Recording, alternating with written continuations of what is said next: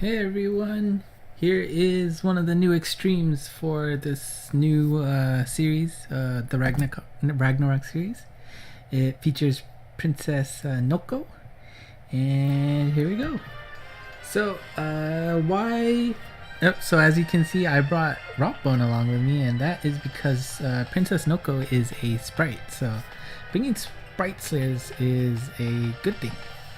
And as you can see, the other gimmick that you will have to worry about is gravity barriers. So do make sure you strengthen your team so that they can take care of that. There are also warps you need to worry about, but I would definitely prioritize the gravity barriers over them. And finally, there are going to be a bunch of scorpions if you can't clear out the enemies too quickly. So having some sort of monster to take care of those scorpions will help you clear the levels that much faster. And of course, not only will the scorpions inflict poison, but the boss herself, she will throw poison at you. So the first level, it's not too actually overall. I don't think it's that difficult of a quest. It certainly isn't a level you can dilly-dally about. As you can see, the lasers, there are lots of strong lasers throughout the match, so if you're in a bad position or get unlucky, you can easily lose a lot of HP at once. Alright, so as you can see, so let's go back to the team I brought. Of course, Rotbone, even though he doesn't have any gravity barriers or warp abilities to take care of, he does have his he does have his powerful lock-on laser, and because his Slayer is on his main ability, the bump combo also shares the Slayer ability. So assuming that he isn't distracted by a shield or one of the other minions, you can do a lot of damage with his bump combo. So that's why I decided to bring him along here. And Hunter King, of course, he has a very powerful one-way laser, and if you are lucky enough to transcend him, then he also has the poison attack, which will help clear out the scorpions like I've done here. They will die next turn, so I don't have to worry about them at all. Next is Izanami. She is, I think, the only one in my team that will handle the warps, so it is definitely good to have at least one character that can make sure they can maneuver around the warps. And my friend is Saigo. Saigo, he is a Dark Slayer on top of being a gravity barrier, I believe. Yes, gravity barrier.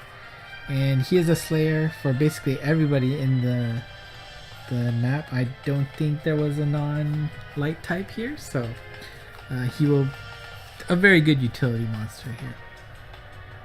So as you can see, it isn't too bad. If you, like I was saying, if you can clear out the boss as soon as you can, the shields will go away, so they won't actually do anything to just kind of get in the way. And in the case of Rotbone, there is a chance that his laser will be distracted to hit the shields instead of a monster. And the important thing to remember about lock-on lasers is that they lock onto the center of the monster. So even though it looks like you might be right next to a monster, you might actually be closer to the center of a shield, let's say. And unfortunately that means the laser is going to go for that instead of the monster. So keep that in mind when you decide whether or not to hit a monster. And luckily Rotbone is in a perfect position here, but I missed, which is amazing. Yeah, those hitboxes are amazing, right? But you know, thanks to the regular hitboxes, that's also why you get the pinch shots. What was it? Match shots. So yeah, plus minus for the same thing. All right, the boss is here. We have 26 turns to speed clear this. Looks like I decided to go for the pinch there just because of having the gravity barriers all around him. Not going to be able to do much. And I would have liked... Alright, I guess Hunter King's not in that bad of a position. In general, the scorpions do kind of get in the way of movement, so I believe at least Hunter King should be able to clear out the scorpions when they start coming down. Yeah, so he's in a pretty good position there. Whether or not I can get to him, that's a different question. And let's see, Saigo, what are you gonna do? And I probably got lucky there with the warp. Unsurprisingly, I forget that they don't have the Null Warp ability, so you know, it happens. Alright, so Hunter King, what are you gonna do?